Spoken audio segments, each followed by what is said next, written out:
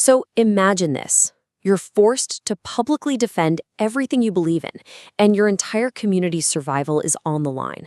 I mean, that's not some hypothetical. That was the actual reality for Spanish Jews in the 15th century. And that's the world of our guy for today, Rabbi Joseph Albo. All right, let's dive into this incredible story of what happens when your faith is put to the ultimate test. And listen, this was not some casual remark. Albo said this during something called the Disputation of Tortosa. And this was a huge deal. It was a grueling 2-year-long public debate where Christian theologians, with the Pope's backing, were basically trying to tear down Jewish faith piece by piece.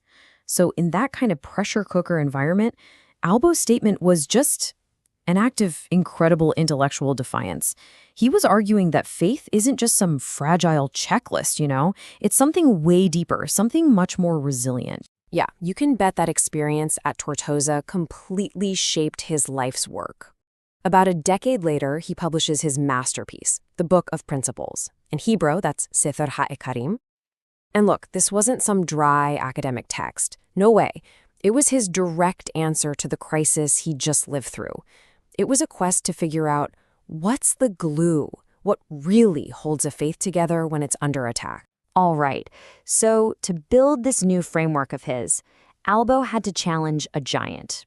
I mean, for centuries, the whole definition of Jewish dogma had been dominated by one of the absolute greatest thinkers in Jewish history.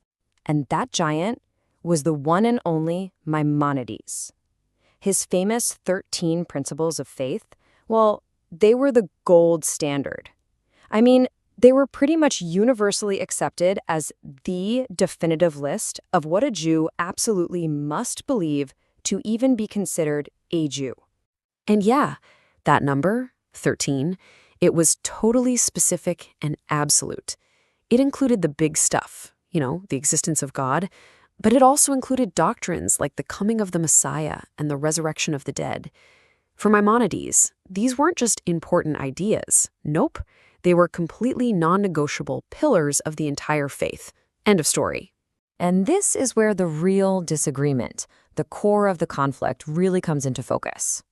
Maimonides' view was, it was harsh. Deny just one of these 13 principles, and boom, you're an infidel. You're cut off from the community, no share in the world to come. But Albo looked at this and saw a massive problem. He basically argued that this standard was so incredibly strict that it would end up labeling some of the most respected sages in all of Jewish history as heretic. And to make his case, Albo didn't just speculate. He presented a really powerful logical argument.